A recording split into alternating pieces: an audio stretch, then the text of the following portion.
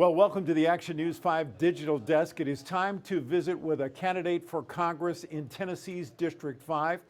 We welcome Devante Hill, a longtime activist in the Memphis community, to the Action News 5 digital desk. So, Devante Hill, why are you running for the United States Congress in Tennessee's District 5?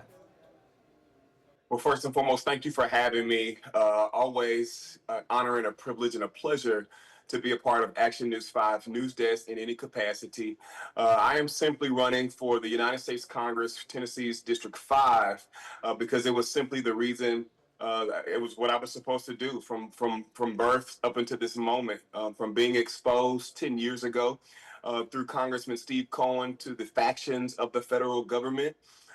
Being under the tutelage of Congressman John Lewis, Elijah Cummings, and Sheila Jackson Lee, I knew then when I left Congressman Steve Cohen's office as an intern 10 years ago that I was destined for this time. And I believe while our voting rights is currently on the ballot, now would be the time to make my mentor, Congressman John Lewis, the most proud. So, was this something that you have felt you were destined to do your whole life, or did this come about since the redistricting plan went into place in May? While I think one of the things that we can certainly agree on, both Congressman Steve Cohen and I, is that we knew that at some point in time I would be running for Congress. We knew that in 2016, in fact, my last day in his office. So myself, my family, my mentors, we have all been preparing for this moment. This was not a random decision. This was something that we precisely knew was going to happen, and we are prepared for this moment. So, what are your qualifications to be a candidate in Tennessee's 5th Congressional District? I think the most important quality of a candidate for any elected official office is a candidate that actually listens to the constituents, understands the complexities of each neighborhood or each county or each zip code in this instance, and being able to go to the table with people who perhaps share different life experiences and finding a common ground in an effort to bring home substantial results to those who are living the everyday life of that of District 5. So, share with us a little bit about your working life. You were an intern in Congressman Steve Cohen's office. What have you done in your career since then? Sure. At the age of 17, while I was still in high school, I enlisted in the Tennessee National Guard, which is one of the ways that I ended up in Congressman Steve Cohen's office. Once my time in the military ended, of course, I interned with Congressman Steve Cohen. And from there, we left there in 2016 and went back to Memphis. And that's when you guys may famously remember the bridge protests. And from there emerged One Memphis, One Vision, where we started a slew of services across the Mid-South, from feeding young people, from aiding veterans and second chance offenders an opportunity to get back to the workforce.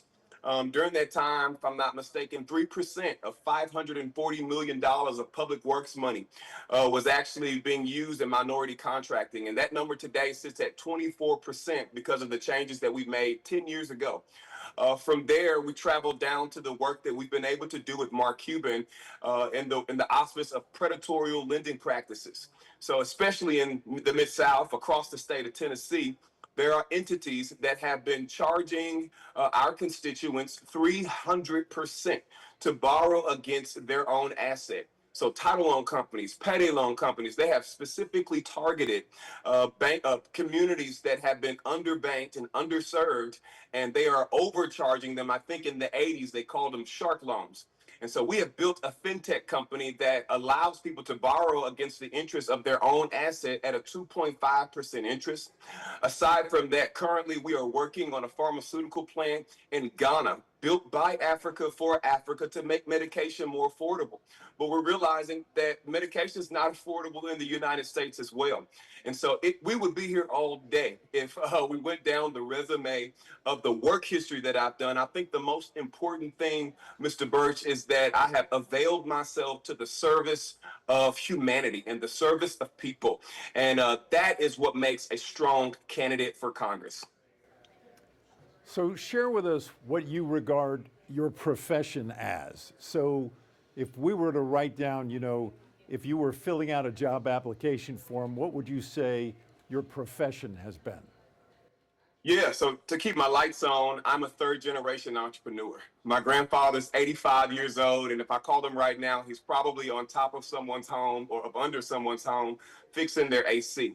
My dad is an entrepreneur, and I am a third generation entrepreneur, and we run a logistics company. So small businesses are right at the crevice of my heart, and obviously, because I am a third generation entrepreneur, I understand the complexities of this time as it pertains to the issues that small businesses are feeling across District 5.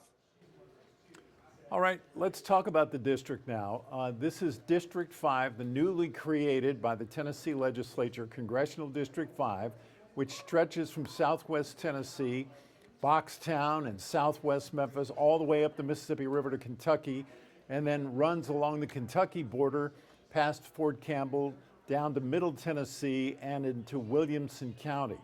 How would you represent the hundreds of miles and hundreds of thousands of people who reside in District 5? You know, when the gerrymander happened or when the redrawing of the congressional lines happened, it was easy for me to decide what the pivot would look like for our campaign. Because from District 9 to District 5, the issues of West Tennessee are the same. The only difference is District 5, as it is now includes the geographical landscape of my genealogy.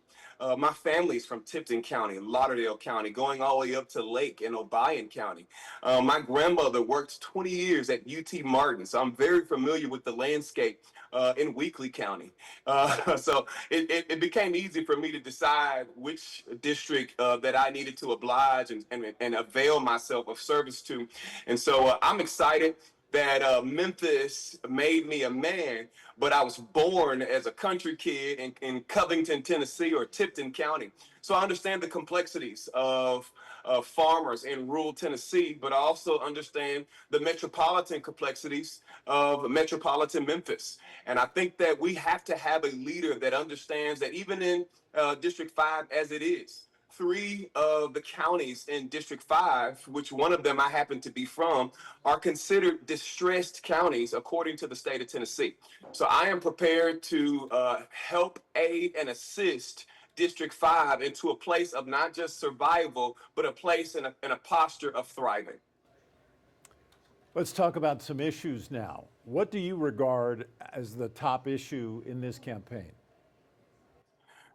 The biggest issue that we have seen from District 9 to District 5 and all over District 5, and I'll add that District 5 has one of the most prosperous counties in our district, and we also have one of the most impoverished or challenged counties in two challenged counties in our district.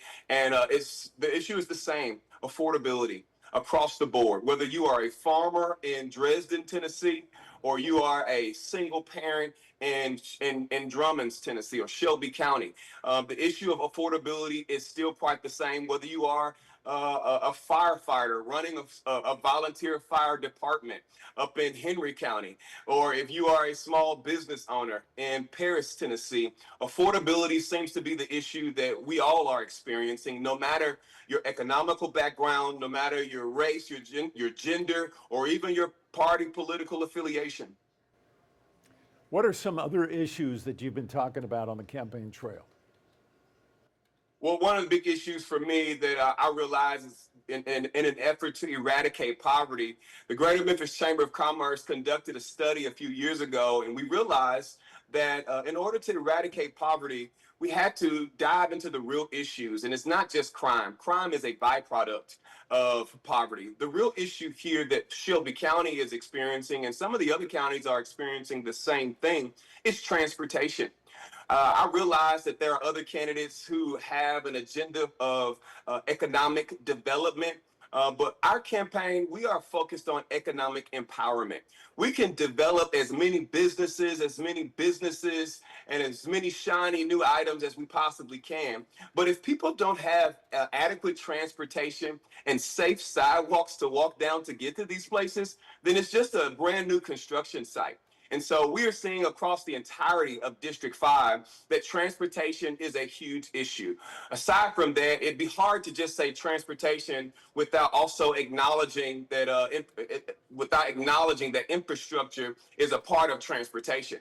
And so counties like Dyer County, Lake County, Obion County, and even Lauderdale County, infrastructure along the Mississippi River is impacting farmers and their exports. And so we have a huge infrastructure issue, and I'm of the persuasion that while I may be running on a Democratic ticket, as it stands, the federal government in its current capacity under a Republican president currently has its federal wallet wide open to Memphis, whether it's the Memphis Safe Task Force or it's the Memphis DeSoto Bridge. And so we already have the wallet of the federal government wide open talking about the Memphis DeSoto Bridge. We have to continue the conversation to talk about what potholes look like, to continue the conversation to talk about how do we advance the bottleneck experience that farmers are experiencing in Lake, Obion, and Dyer and Lauderdale County. And so the issues are quite the same. They just come in different flavors across the entirety of the district. Fair enough. In terms of immigration, what kind of changes would you like to see to America's immigration laws?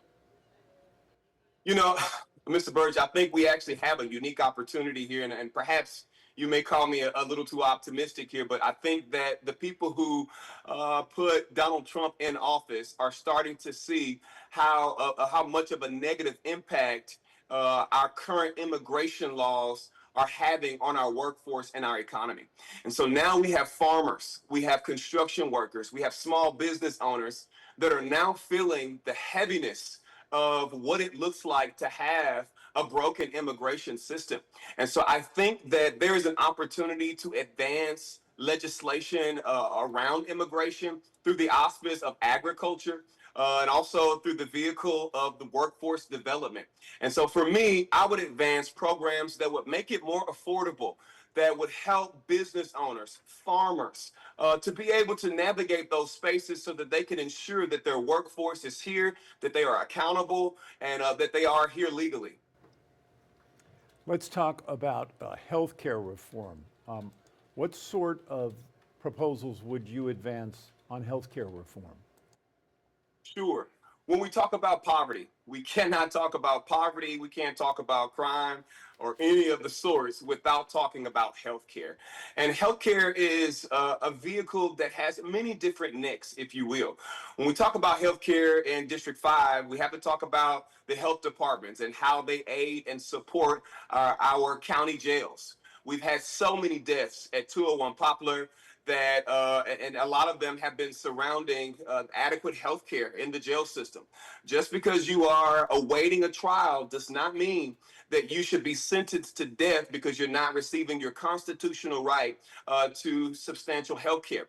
Aside from that, when we have to talk about the crime across all of District 5, not just in Shelby County, but crime itself, if we unpack the data, and I sat on the board to hire the last 2 police directors, so I'm pretty familiar with this. When we talk about crime, 70% of the crime that happens in Shelby County, Mr. Birch, is domestic. It's between 2 people who know each other and can't come to a reconcilable reconciliation. And so if we really want to take a bite out of crime, we have to talk about mental health care services and what that looks like on a federal level and how we can advance and support District 5 in that capacity. Aside from that, I think small business owners are feeling the brunt. I know I am, especially in my household. We are feeling the heaviness of rising healthcare costs. We're not sure if my inhaler is going to cost $35 today or $350 tomorrow. And so I think that American citizens, District 5, business owners, we are all just looking for something that looks like some degree of sustainability. It's hard to build a business when you don't know what tomorrow is going to look like. All right, finally, let's talk about data centers. As you know, here in Shelby County, we have at least 2 data centers that Elon Musk owns, one on President's Island, another down on the Tennessee-Mississippi line. What would your approach be if you were elected to Congress on data centers? Sure. I'll also add, and I appreciate you for highlighting the fact that Elon Musk has data centers in Shelby County, but I'll also go on the record to include that there are 3 proposed data centers that are emerging through District 5 in Lauderdale County, Lake County, and 2 other counties. There are in the opening conversations concerning it.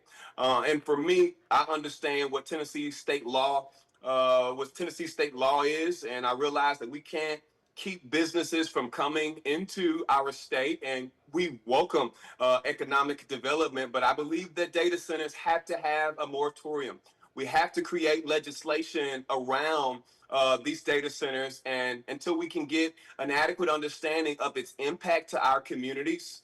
And we also need to put some attention towards why these data centers are specifically being put in challenged communities. If you look in Nashville, when they were seeking to put a data center near the zoo, it's telling that the zebras and the lions and the eagles and the elephants, there is more caution around protecting the animals at the Nashville Zoo than there are the citizens and the constituents of Boxtown. And so the conversation has to open up about the damage that's being caused to our constituents and who receives the biggest impact of the data center being present in our counties. What type of righteous investments are being made? I just believe that leadership has to ask the hard questions. And until leadership asks the hard questions, if I'm elected to be Congress, I will make sure that there's legislation creating safeguards to protect our community from data centers. All right, well, Devante Hill, candidate for Tennessee's Congressional District 5, thank you so much for sharing some thoughts with us, and we will see you out on the trail. Thank you, Mr. Burch, for having me. Hill to the hill. Thank you. All right. Very well said. Well said, sir. Appreciate you. Thank you, sir.